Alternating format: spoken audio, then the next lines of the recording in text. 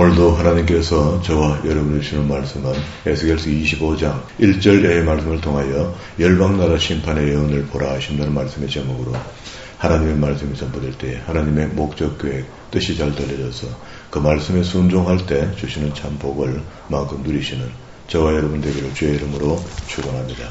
지난 시간에 네 가지의 비유를 봤는데요. 풀무 찌꺼기에 대한 비유인데요. 죄가 많이 우리 속에 숨어있다 하는 것을 쇠를 녹여보니까 그 속에 또 안에 티끌이 나오는 걸 봤다. 그리고 음란한 자매, 형과 아우로 남북 이스라엘을 비유해서 설명을 했고요.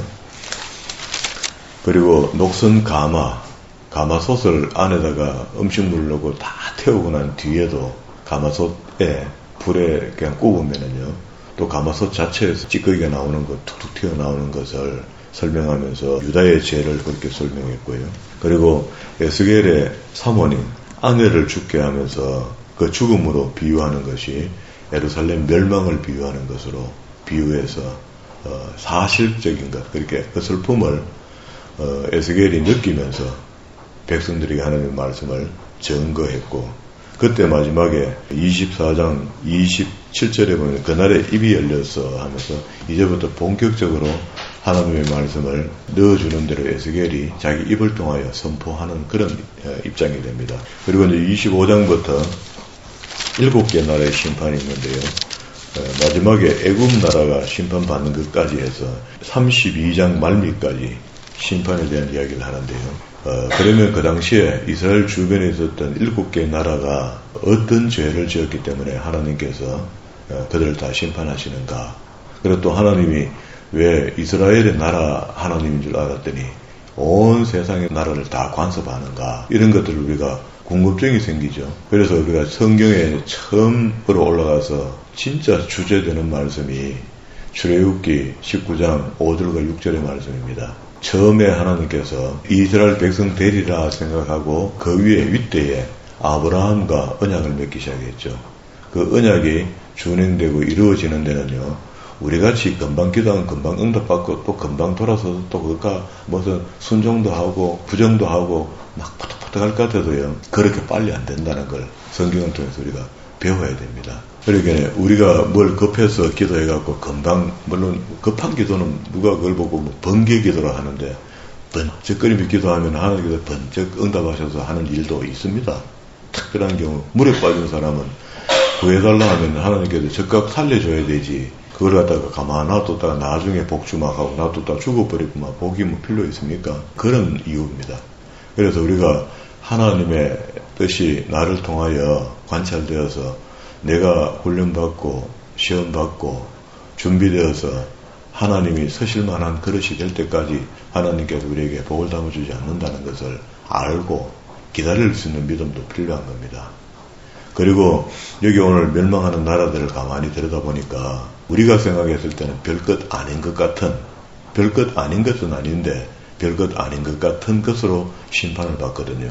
우리가 예사로 하고 있는 하나님의 말씀 안 듣는 거, 우상 숭배하는 거, 그리고 도덕적 해이, 윤리적 해이, 이런 것들이 오늘 읽었던 본문에도 가죠. 암몬 족속들이 왜 심판받는지요.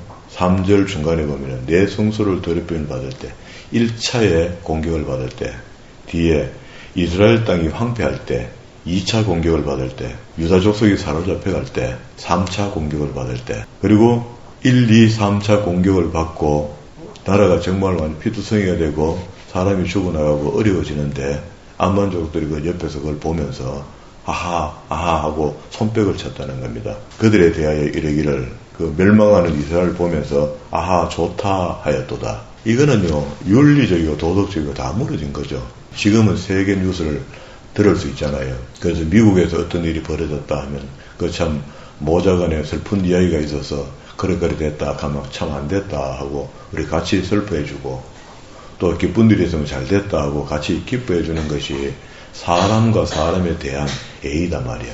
그런데 저거 나라 우리나라 이렇게 하면서 우리 이렇게 하면서 미워하기 시작해서 잘 됐단 말.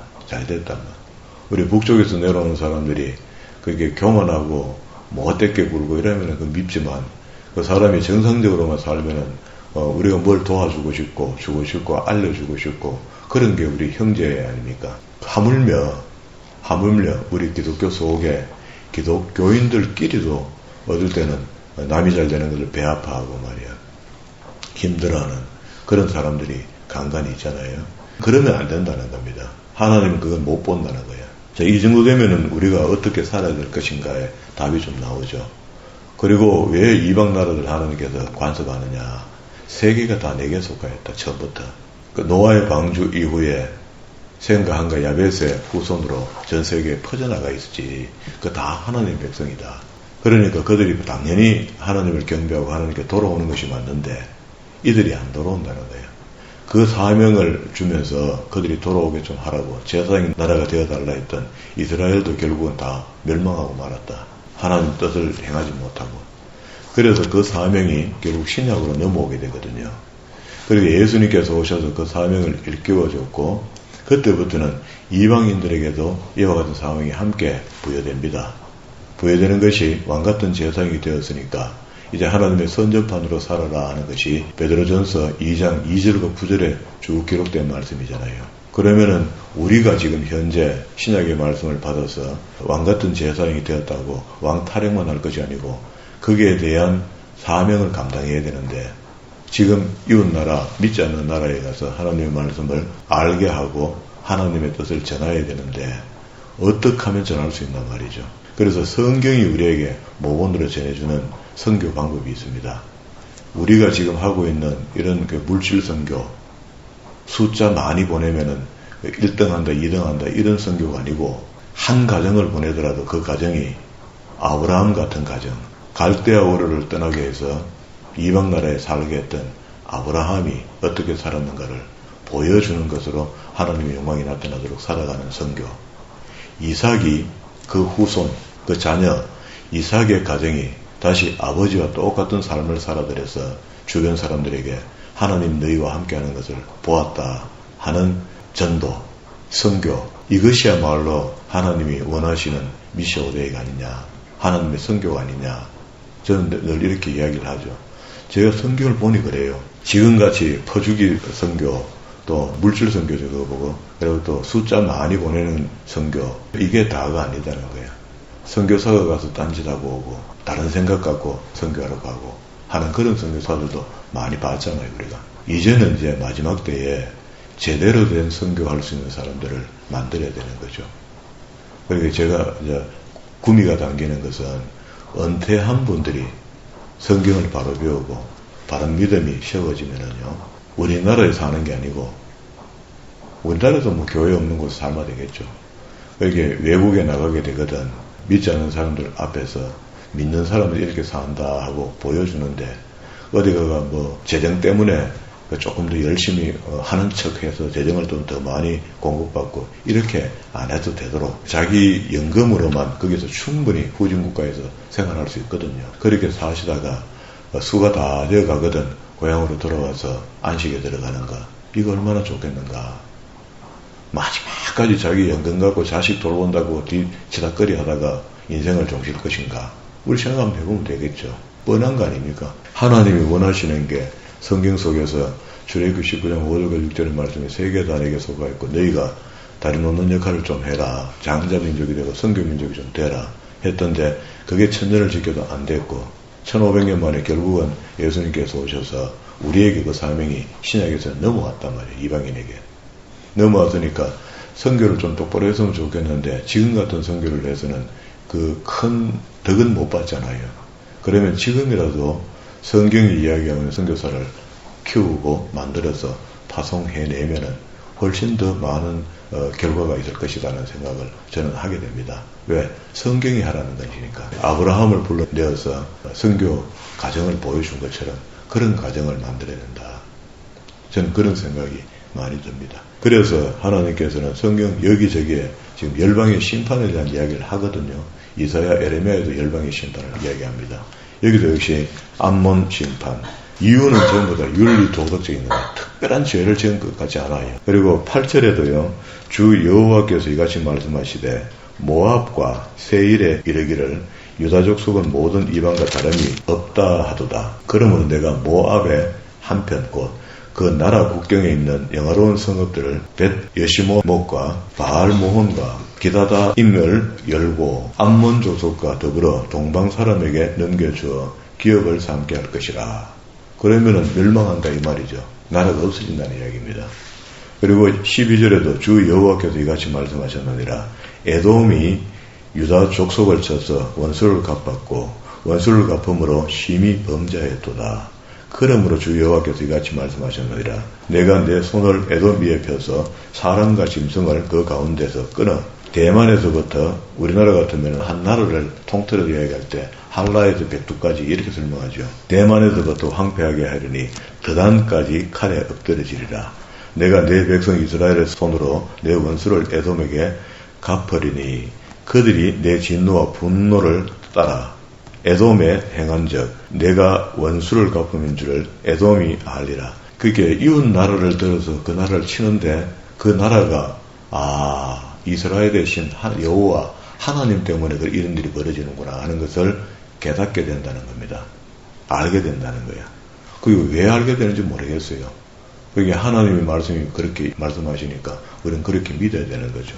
15절에도 역시 주 여호와께서 같이 말씀하셨느니라. 블레셋 사람이 옛날부터 미워하여 멸시하는 마음으로 원수를 갚아 진멸하고자 하였도다. 그러므로 주 여호와께서 이같이 말씀하셨느니라. 내가 블레셋 사람 위에 손을 펴서 그렛 사람을 끊으며 해변에 남은 자들을 진멸하며 분노와 책벌로 내 원수를 그들에게 갚으리라. 그러니까 우리가 블레셋은 그 이스라엘 옆에가 바로 붙어 살면서 늘 말거지를 해놓으면 와서 뺏들어가고 어렵게 했던 나라죠.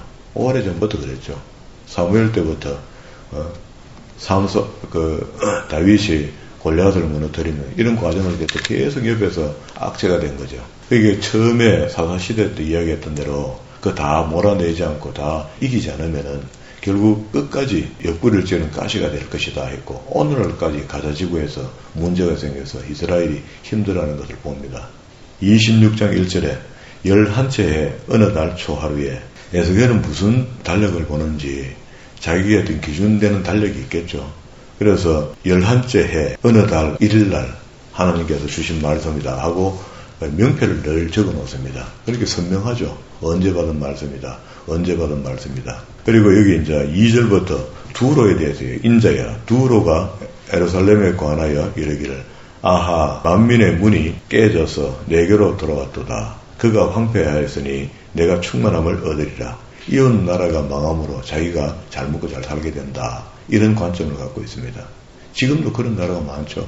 일본이 폐망한다 할게네. 일본이 우리 옛날부터 우리하고 관계가 안 좋잖아요. 안 좋으니까 바다 밑으로 들어간다 하고 이상한 예언들이 지금 불안한 마음을 자꾸 주잖아요. 그래도 화산이 곧 터질 것 같고 말이야.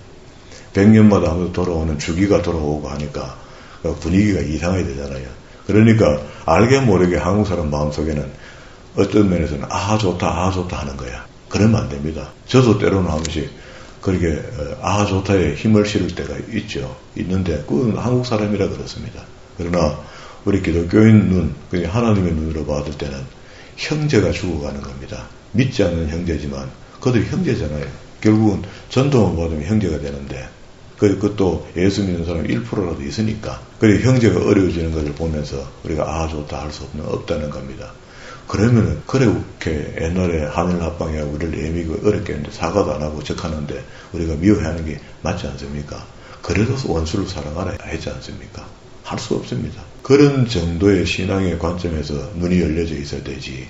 그 남 미워한다까지 따라 미워하고 그런 거 일반 사람은 똑같은 거죠. 아까워서 못 주겠다 하고 맨날 자기 입 치다거리나 하고 자기 가족 치다거리나 하고 그래도 살아가. 그 무슨 영광이 나타나겠습니까? 나누라 하는 말을 근데 어렵게 듣지 말고 우리 믿음의 형제가 그도 내 형제고 그도 내 자식이고 그도 내 어머니고 그런 어떤 넓은 마음을 가지면은요 하나님께서 그 그릇 쓰신다 아닙니까? 이렇게 먼저 부어주면은 그 집부터 흥해지지 부어주는데 딴 집이 흥해집니까? 내가 먼저 흥해지면서 넘치는 것을 이웃에게 나누게 돼 있잖아요. 내가 먼저 첫 번째 혜택을 받는다고. 3절에 그러므로 주 여호와께서 이같이 말씀하셨느니라. 두로야 내가 너를 대적하여 바다가 그 파도를 굽어치게 함과 같이 여러 민족들이 와서 너를 치게 하리니. 쭉 내려옵니다. 7절에 주 여호와께서 이같이 말씀하셨느니라. 내가 왕들 중에 왕 곧 바벨론의 느부갓네살 왕으로 하여금 북쪽에서 말과 병거와 기병과 군대와 백성의 큰 무리를 거느리고 와서 두로를 치게 할 때에, 그게 세계 전쟁이요. 지금도 러시아하고 우크라이나가 전쟁하는데 저 전쟁 속에 어마어마한 사람들이 죽고 큰 전쟁이 지금 일어나 있잖아요. 저런 전쟁이 일어났다는 것은 우리 성경적으로 보면은 하나님께서 거기 간섭하심이 있습니다. 그냥 자기들끼리 영토 싸움한다고 전쟁하는 그런 거 아니다. 2차 대전도 그런 의미에서 하나님의 간섭하심이 있었다. 1차 대전도 똑같습니다. 그게 이 인류사에 큰 전쟁이 일어나고 사람의 목숨이 죽어나갈 때는 항상 하나님께서 간섭하심이 있다. 그가 들에 있는 너희 딸들을 칼로 죽이고 너를 치려고 사다리를 씌우며 토성을 쌓으며 방패를 갖출 것이며 공성태를 가지고 내 성을 치며 도끼로 망대를 찢을 것이며 쭉 내려갑니다. 11절에 그가 그 발굽으로 내 모든 거리를 밟을 것이며 칼로 내 백성을 죽일 것이며. 누가? 두로가 교만한 나라가 되니까 하나님께서 바벨론을 보내서 이런 수모를 당하도록 그렇게 만든다는 거예요. 그렇게 잘 먹고 잘 살 수 있게 되었으면 하나님께 감사하고 주변의 어려운 나라를 좀 돌보고 좀 여유 있게 살아가면 좋겠습니까? 우리나라도 그렇죠. 지금 10대 강국이 됐다. 재정적으로, 군사적으로는 세계 4위 정도 되는 나라다. 이렇게 하는데 우리가 뿌리가 깊지 못하잖아요. 한국이. 길면은 70년밖에 안 되잖아요. 재정적으로 채워진 거야. 그러면은 아직도 조심해야 되죠. 교만하면 안 된다고. 겸손해야 되겠죠. 그래서 물자도 좀 조심해서 쓰고 재정도 좀 조심해서 쓰고 하면 좋겠는데 그것도 안 써도 될 때는 막 거하게 쓰고 인물 날 때 있으면 그런 데는 거하게 쓰고 난 일이 없으면은 잼매 부족하게 쓰고 이런 것 같아요. 이러면은 하나님이 이거 기뻐 안 하시거든요. 두로가 그래서 망하는 겁니다.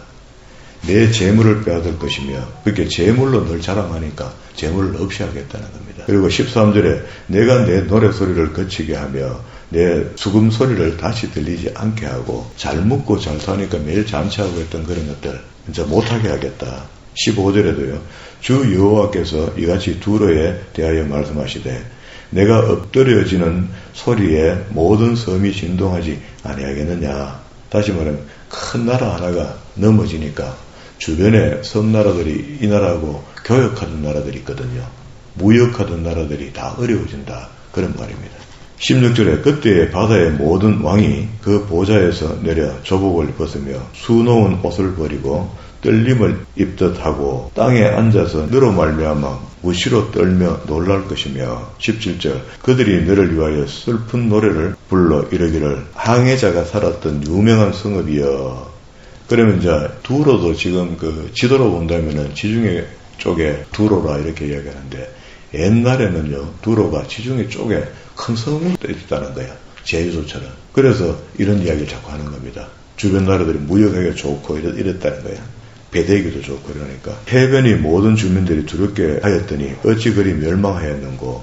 그래서 전에는 아성을 높이고 돈도 잘 벌고 돈도 많고 큰소리 뻥뻥 치던 나라가 그게 그 부를 준 것이 하나님인 것을 알고 깨닫고 주변에 어려운 나라를 돕고 이렇게 살았으면 좋을 건데 부자가 되면서 교만해지고 윤리적으로 무너지고 도덕적으로 무너지니까 결국 하나님께서 그걸 손을 댄다 그런 말입니다. 누구를 통해서? 바벨론을 들어서 두로를 쳤다.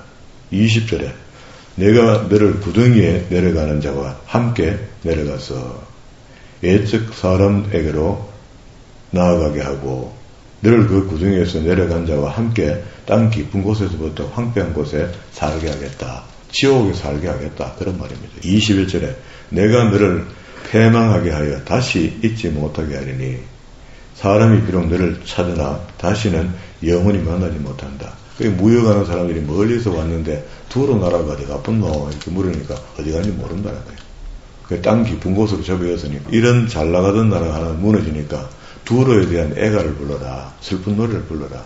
여호와의 말씀이 내게 임하여 이르시되 인자야 너는 두로를 위하여 슬픈 노래를 지어라. 에스겔에게 두로 나라를 위한 특별한 노래를 하나 만들어라. 슬픈 노래를. 너는 두로를 향하여 이르기를 바다 어귀에 거주하면서 여러 섬 백성과 거래하는 자여 주 여호와께서 이같이 말씀하시되 두로야 내가 말하기를 나는 온전히 아름다웠다 하는도다.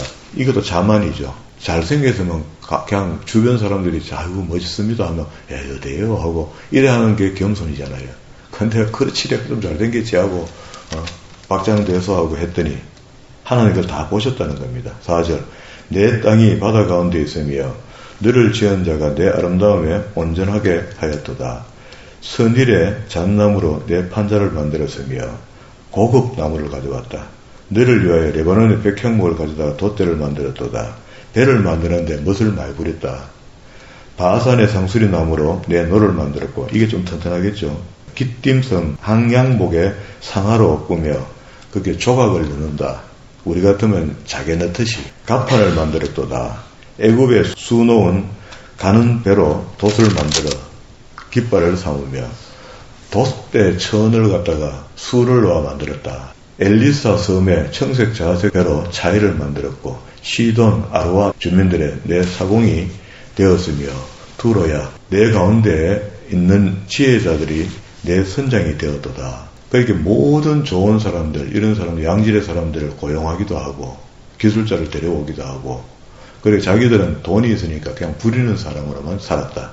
그 발의 노인들과 지혜자들이 내 가운데서 배의 틈을 막는 자가 되었다. 기술자들이 되었다. 10절에 바사와 룻과 붓이 내 군대 가운데서 병정이 되었고 그에게 용병으로 사람들을 사서 군인을 만들었고 방패와 투구를 따라 내 영광을 나타냈다. 거창하게 배를 만들어서 배만 봐도 기가 받도록. 아르와 사람이 내 군대는 내 사방 성 위에 있었고 그리고 또 후미에 11절 후미에 내 아름다움은 온전하게 하였도다. 다시에서는 각종 보화가 풍부함으로 너와 거래하였으며 은과 철과 주석과 납을 내 물품과 바꾸어 갔도다. 야왕과 두발과 매삭은 내 상인이 되었으며 내 상품을 바꾸어 갔도다. 도갈마 족속들은 말과 군대와 노새를 내 물품과 바꾸어 갔고 15절에 더 다른 사람은 내 상인이 되었으며 여러 섬들이 너와 거래하여 상아와 박달나무를 내 물품과 바꾸어 갔도다. 물물 교환할 때 이집트에서 좋은 것이 있으면 그것을 자기들의 최고 상품을 가져와서 바꾸어 갔다. 그런 말입니다. 17절에도 유다와 이스라엘 땅의 사람이 내 상인이 되었으며 밀과 과자와 꿀과 기름과 유황을 내 물품으로 바꾸어 갔도다. 그러기에 하나님의 사명을 받은 나라, 북왕국, 남왕국 이런 사람들이 여기 와서 거래를 했다. 그리고 18절에 내가 제품을 많고 각종 보화가 풍성함으로 다메섹이 너와 거래하였습니다. 그리고 포도주와 흰 양털이 너와 거래했고 이 뭐 거래한 나라가 막 한두 나라가 아니고 막 수도 없이 많은 족속들, 나라들 전부 다 합니다.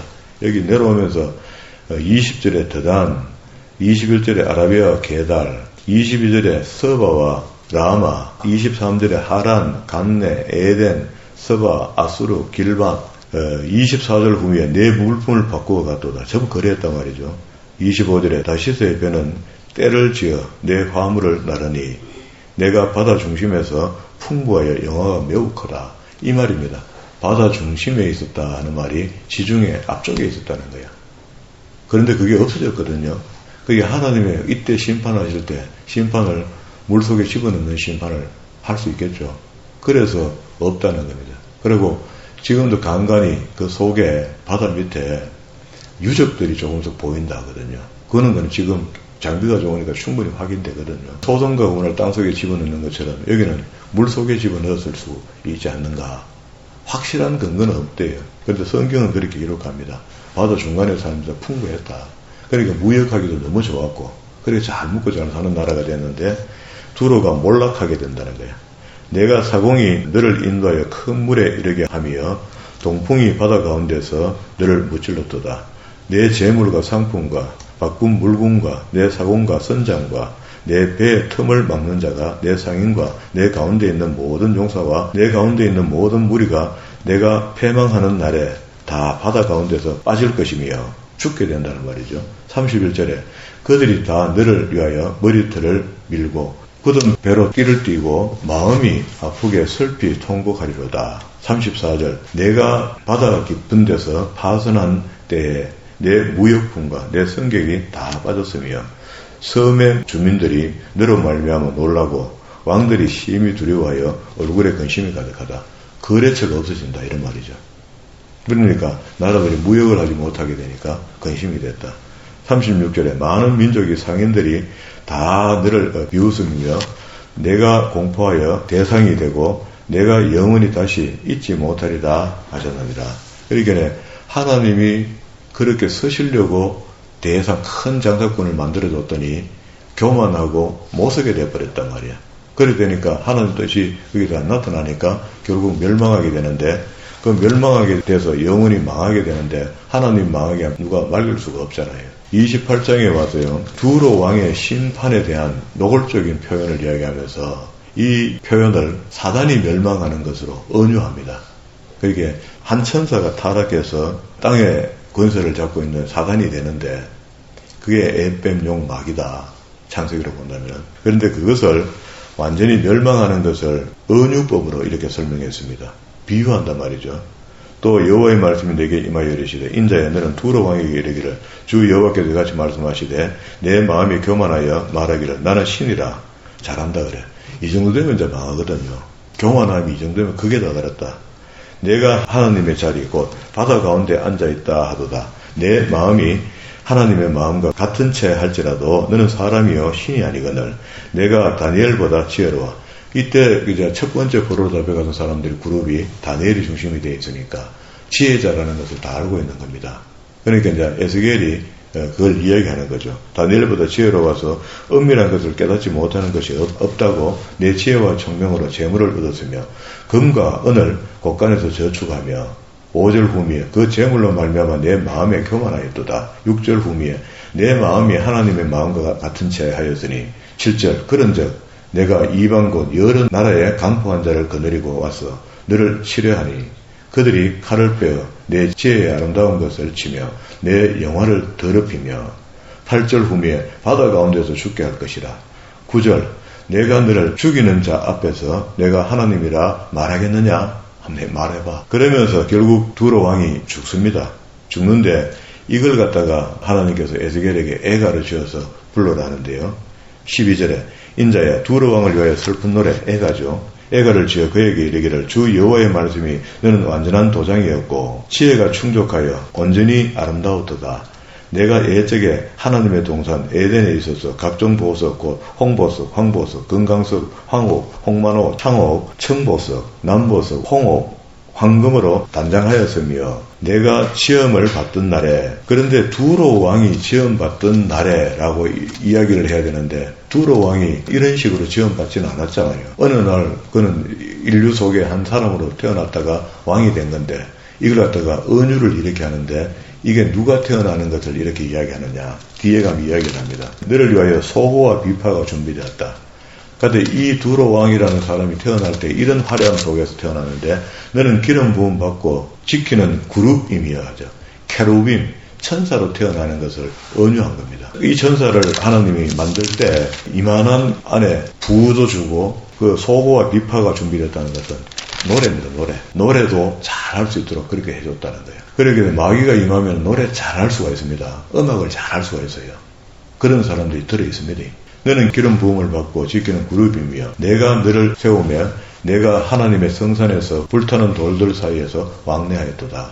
내가 지음을 받던 날 하는데 두로 왕이 태어나는 것이 아니고 케루빔을 창조할 때에 이런 환경에서 이런 기능도 줬다. 그런 의미죠. 받던 날로부터 내 모든 길이 완전하였더니 마침내 내게서 불의가 드러났다. 하나님을 대적하는 하나님과 위를 같이 하려는 마음이 생겼다. 교만한 마음이 생겼다. 그렇게 마치 두로 왕이 잘 먹고 잘 살게 되면서 교만해지는 마음처럼 그룹이라는 케루빔도 그런 마음이 들어서 하나님과 대적하게 됐다. 내 무역이 많아지므로 내 가운데서 강포가 가득하여 내가 범죄하였도다. 너를 지키는 그룹아 그러므로 내가 너를 더럽게 하여 여호와의 산에서 쫓아냈고 불타는 돌들 사이에 멸하였도다. 그래서 땅의 권세를 잡게 하는데 하나님이 힘이 없어서 땅의 권세를 잡게 놔두는 게 아니고 하나님이 부르시는 악신으로 사용하려고 그 참에 그걸 둔 겁니다. 그래서 땅의 권세를 잡은 것 같지만 이게 우리를 다 이길 수도 없어요. 하나님의 백성은 하나님께서 보호하시기 때문에 이들이 우리를 이길 수도 없고 우리도 그들을 다 이길 수가 없습니다. 하나님 외에 그것도 어떻게 이깁니까? 17절 후미에 너를 땅에 던져 왕들 앞에 두어 그들의 구경거리가 되게 하였도다. 내가 제약이 많고 무역이 불의하였으므로 내 모든 성소를 더럽혔으며 내가 내 가운데서 불을 내어 너를 살게 하고 너를 보고 있는 모든 자 앞에서 너를 땅 위에 죄가 되게 하였도다. 만민 중에 너를 아는 자가 너로 말미암아 다 놀랄 것이며 어떻게 그렇게 망했나 말이야. 화려했던 나라가 내가 공포하여 대상이 되고 내가 영원히 다시 잊지 못하리로다 하였도다 하셨다 하라. 그러니까 이렇게 나라가 결국 망하게 된다 하는 이야기를 언유하고 비유했는데 그 언유법 속에 옛날에 하늘에서 있었던 이야기 한 자락을 여기다 심어놨거든요. 그래서 케루빈이라고 하는 천사가 창조될 때 그렇게 화려하게 태어났고 음악도 잘하고 멋진 하나님의 천사를 만들었죠. 만들었는데 이게 자기가 너무 화려하고 자기가 다 가졌다 싶으니까 하나님과 대적하기 시작했고 대적하면서 타락한 저는 3분의 1을 데리고 땅에 내려와서 땅의 권세를 잡기 시작하면서 하나님 그걸 잠시 일정 시간 정한 시간에 그걸 허락했죠. 주님이 다시 오실 때까지 허락해 놓은 겁니다. 허락해 놨으니까 그들은 마지막 때가 되면 될수록 더 악해질 겁니다. 우리가 마지막 때가 되면 세상이 악해진다는 게 그래서 악해지는 겁니다. 그러면은 이런 것들을 여기다가 심어놨으니까 그 하나님이 심판의 나라들 대상 그 당시에 실질적으로 있었던 나라들이 심판한 나라 가운데 두로 나라도 있었는데 두로 나라 안에는 사연이 좀 있었고 그것 갖다가 언유법으로 사단이 하는 일들을 여기다 숨겨놨거든요. 그러면은 우리가 대충 이 정도 되면 눈치채고 우리가 어떻게 살아야 될 것인가 하는 것이 답이 나온 거죠. 너무 있다고 자만하지 말고 없다고 너무 슬퍼할 필요도 없습니다. 그리고 하나님께서 나를 서시면은 반드시 우리는 하나님 주시는 것으로 서게 되어 있으니까 하나님이 주실 때 받을 수 있는 그릇은 거룩하고 깨끗한 그릇을 사용하신다는 것을 잊으면 안 돼요. 그리고 또 받았을 때 교만하면 또 뺏긴다는 것도 잊으면 안 됩니다. 이게 작게 받아서 무너지는 거나 많게 받아서 무너지는 거나 무너지는 건 똑같거든요. 그래서 작게 받았지만은 그것을 은사로 생각하고 잘 쓰면은 어떻습니까? 또 더 많은 것을 더 많은 일을 맡기는 것이 하나님의 법칙 아닙니까? 하나님께서 주시는 것을 많이 받아서 많은 일을 감당하고 잘 해내면 좋겠는데 그러면은 내가 해낼 자신이 없으면 안 받아도 상관없겠죠. 작게 받고 덜 받고 일 좀 적게 하면서도 이 땅에서도 평화롭게 잘 살다가 은혜롭게 살다가 갈 수 있죠. 그러니까 어느 걸 택하든지 그게 자기 선택에 달린 것 같아요. 끝까지 난 좀 받아가 잘 먹고 잘 살다가 가야 되겠다 싶거든. 바짝 한번 빌어봐요. 그런데 또 하나님 그렇게가 주시지 않잖아요. 우리가 솔직하지 못하고 내 속에 거짓이 있으면 어떻게 그거를 서시겠습니까? 하나님이 서시고자 하는 그릇은 성경의 잣대에서 내 잣대가 아니고 성경의 잣대에서 깨끗한 그릇입니다. 나는 이만하면 안 되겠나? 안 됩니다. 성경이 기준으로서 이만하면 된다라는 기준이 있어요. 그래서 내한테는 잣대를 좀 가혹하게 대해야 됩니다. 남에게 대는 잣대를 가혹하게 되고 자기한테는 유순한 잣대를 대면서 나는 이만하면 안 됐나? 안 됩니다. 남보다도 나를 더 가혹한 잣대로 되어서 이 기준이 모자란다 하고 늘 경건에 힘쓰고 하나님의 백성으로 사는데 하나님의 율례와 규례, 십계 명에 대한 기준이 우리한테 던져져 있잖아요. 그 기준과 그 시행시혜칙으로 다시 확대했을 때 그런 어떤 기준들이 우리에게 충분히 돌아있지 않습니까? 배워도 알고 있고 이미 하나님께서 메모리 시켜놓은 것도 있고 우리가 배워서 아는 것도 있고 이런 것들로 인해서 어떤 사람들하고 비교해도 아브라함의 삶, 이삭의 삶이 지금 현재 우리가 살아가는 삶 속에서 분명하게 표현되어서 그것으로 하여금 하나님께 영광의 도구로 쓰임받는 저와 여러분 되기를 주의 이름